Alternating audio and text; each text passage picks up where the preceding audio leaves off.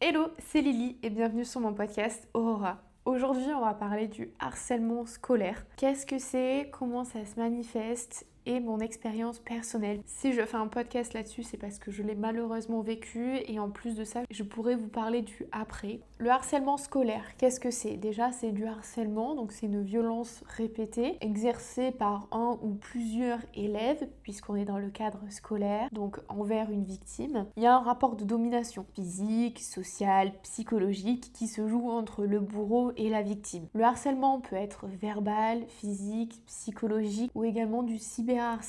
En France, un élève sur 10 en moyenne est victime de harcèlement scolaire, ce qui est énorme. Comment ça se manifeste? Tout d'abord, il y a une dynamique de groupe. Il y a une ou plusieurs personnes qui sont socialement plus élevées dans le collège, lycée, l'école, etc., qui initient le mouvement d'harcèlement et les autres vont tout simplement, bêtement, suivre le mouvement afin de ne pas être exclus, voire devenir la prochaine victime. Ensuite, il y a des formes verbales et psychologiques qui rentrent en jeu par des insultes répétées sur l'apparence, la personnalité, les résultats scolaires. C'est complètement banalisé au sein de l'établissement. Les élèves trouvent ça normal, ça me fait mal de le dire, mais c'est ce qui se passe. C'est complètement minimisé. Il y a des humiliations publiques avec des surnoms dégradants, humiliants, des fausses rumeurs propagées pour nuire la réputation et une dévalorisation constante qui vient attaquer l'estime personnelle de la victime. Ensuite, il y a les formes physiques, donc des bousculades répétées, des actes de violence, des gestes violents, des dégradations d'objets. Il y a le cyberharcèlement maintenant qui rentre en jeu avec les réseaux sociaux, l'envoi répété de messages insultants, dégradants, du fait aussi que ça sort du cadre scolaire, puisque maintenant avec les réseaux sociaux, le téléphone, on peut contacter une personne même en période de week-end ou pendant les vacances. Il y a bien sûr la création de faux comptes, la publication d'images, de photos gênantes. Les conséquences visibles sur la victime, c'est que cette personne-là va complètement s'isoler. Il va y avoir une baisse de participation en classe, aussi une baisse de résultats. Il peut y avoir également des absences, un changement de comportement, stress, anxiété. Maintenant que je vous ai parlé un peu de théorie, je vais vous parler de moi et on va faire un petit peu chronologiquement ce qui s'est passé pour aller jusqu'à maintenant. J'ai eu cette chance, entre guillemets du coup, d'avoir un groupe d'amis d'une dizaine de filles. On était une dizaine de filles qu'on se suivait depuis l'école maternelle. On faisait les mêmes activités extrascolaires, on se voyait les mercredis après-midi, les week-ends, on était inséparables et j'étais particulièrement meilleure amie avec la fille qui avait beaucoup de caractère, qui savait s'imposer. C'était une fille qui avait grandi dans un milieu familial un peu particulier. C'était une jeune fille qui avait grandi beaucoup trop vite et qui avait pris des responsabilités d'adulte beaucoup trop vite. C'était elle clairement qui tenait la maison alors elle avait 5-6 ans quoi. Forcément, elle était extrêmement valorisée par ses parents, par sa famille, par les enseignants également, qu'il a trouvé extraordinaire puisque très mature pour son âge, toujours à vouloir rendre service, c'était la petite fille parfaite, elle excellait partout, des bonnes notes scolaires, etc. On avait plus ou moins rien à voir en commun, mais on était quand même meilleurs amis. Quand on est enfant, c'est ça. Même si on n'a rien à voir, on peut être meilleurs amis, c'est ça qui est génial.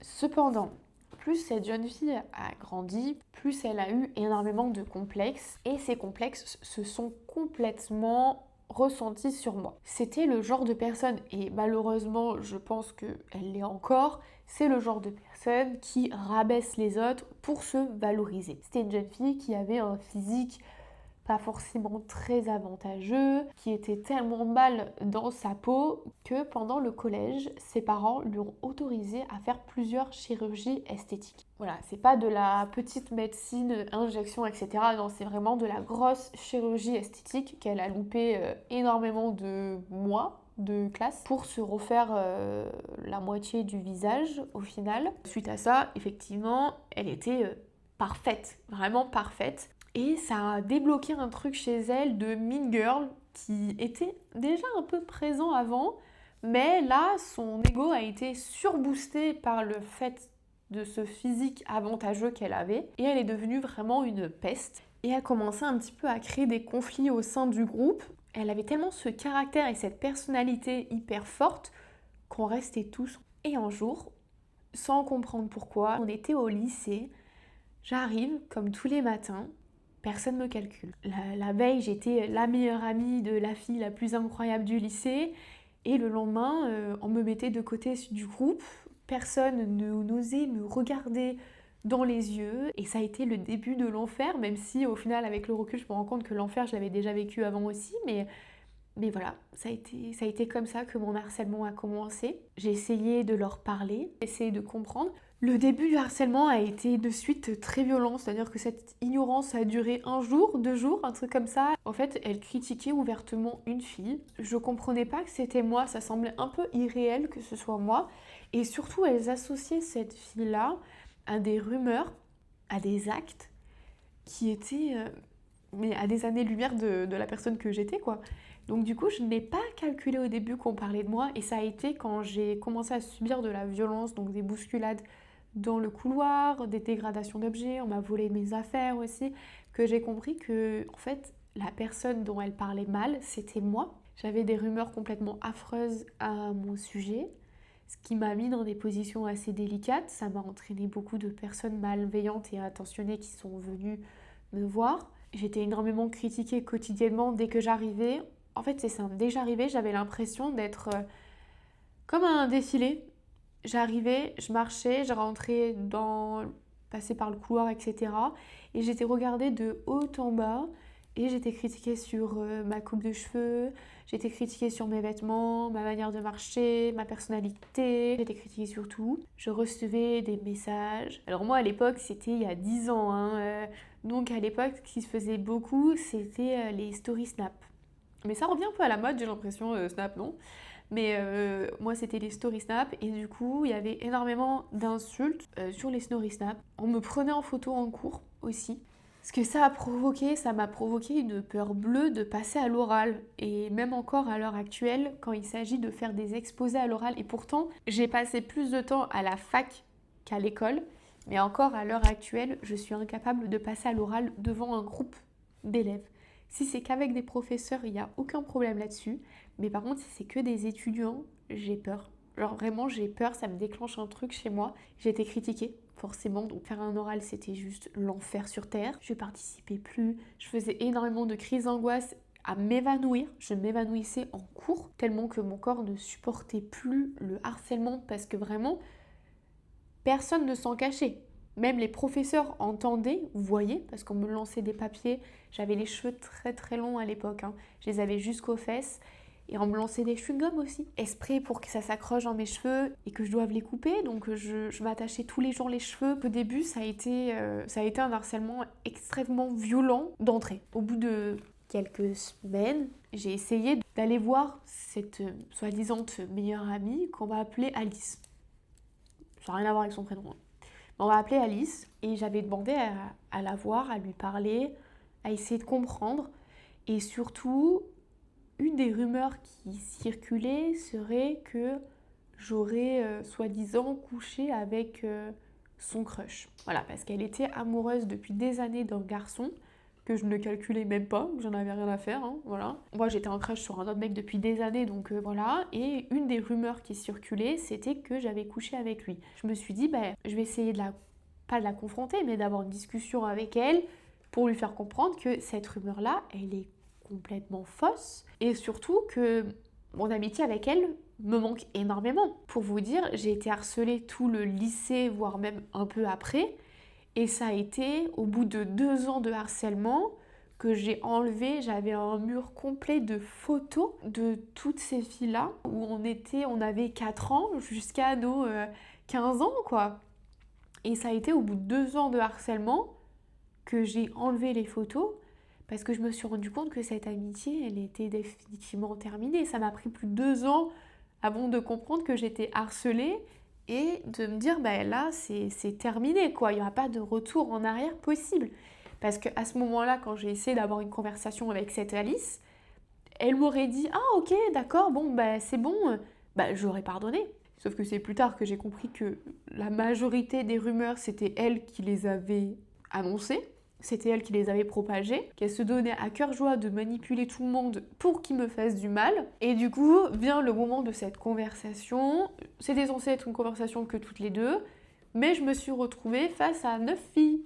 Voilà. Parce que du coup, elle a appelé les autres à la rescousse et je n'ai pas pu placer un mot et c'est elles qui m'ont direct attaquée. Enfin, je me rappelle très bien où est-ce que ça s'est passé au niveau du lycée. C'est une conversation qui sera marquée à vie. Donc j'ai vécu ça pendant 3 ans. 3 ans où chaque matin, j'avais une nouvelle rumeur à mon sujet. À la force des choses, on apprend beaucoup sur harcèlement et surtout on apprend beaucoup sur les personnes qui nous harcèlent, puisque c'est à cette période-là de ma vie que le développement personnel a fait son apparition. Je suis tombée un peu hasardeusement sur un livre en bibliothèque. Il parle du fait que si on a une image péjorative de quelqu'un, c'est que ça vient de la projection de notre propre insécurité. Et je me suis dit, mais en fait c'est ça. Parce qu'il y a Alice qui me critique tout le temps sur mon physique. C'est parce qu'elle n'a pas confiance au sien, elle a fait énormément de chirurgie, tout ça, et voilà. Il y avait une autre fille qui avait pas de bonnes notes, que ses parents forçaient à faire des matières scientifiques alors qu'elle voulait faire pas du tout cette filière-là. Du coup, elle me critiquait tout le temps sur mes notes, sur mes résultats scolaires. Il y avait une fille qui était complexée par sa taille, elle était très petite, du coup elle faisait que de me critiquer en disant que j'étais une asperge, que j'étais très grande, trop fine, que j'avais pas de forme, que j'étais une planche à pain, etc. Ça, je l'ai entendu maintes et maintes fois. Mis bout à bout, aucune des critiques était cohérente, puisque pour une, j'étais trop grande et trop maigre, pour l'autre, j'étais petite et grosse, etc. Et c'est en prenant un peu de recul sur la situation que je me suis rendu compte que c'était les projections de leur propre insécurité qu'elles déversaient sur moi. Et c'est une fois que j'ai réussi un petit peu à avoir ce mindset de prendre du recul et de me dire que c'est pas personnel parce que toutes les rumeurs qui se disaient étaient complètement fausses, la jalousie qu'il y avait était complètement fausse, et à prendre conscience que les critiques que je recevais, c'était pas moi. C'était pas ça qui me définissait. Parce qu'aussi, j'étais énormément critiquée par rapport à mon style vestimentaire. J'ai grandi dans une petite ville où tout ce qui était les phénomènes de mode, etc., c'était quelque chose qui n'existait pas. Les filles, elles s'habillaient avec des leggings de sport, avec des sweats. Et c'était même pas la mode, c'était pas parce que c'était la mode en ce moment, mais c'était juste que en fait, c'était des filles qui préféraient le confort, qui avaient aucun attrait pour la mode, que si le legging était troué, il était troué, c'était pas grave.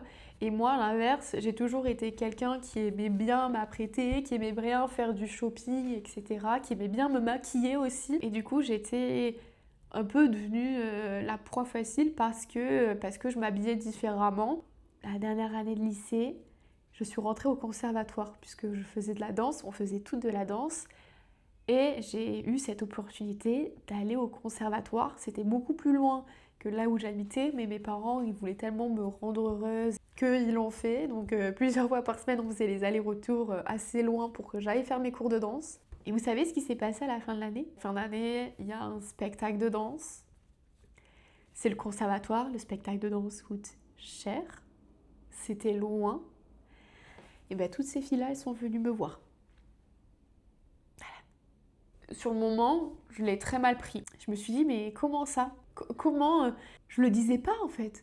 Elles ont réussi à trouver par elles-mêmes que j'étais dans tel conservatoire, que j'avais mon spectacle de danse tel jour, telle heure. Elles ont pris des billets à l'avance qui coûtaient cher. Elles étaient toutes mineures à ce moment-là, donc elles ont réussi à embrigader plusieurs parents dans l'histoire pour venir. Tout ça pour venir me voir sur scène. Et donc au début, je le prenais très très mal, parce que je me suis dit, mais en fait ça c'est à moi. C'est mon terrain, c'est mon espace personnel. Elles n'ont pas à venir là. Et maintenant, des années plus tard, je me dis, mais waouh, la jalousie, ça fait faire beaucoup de choses quand même.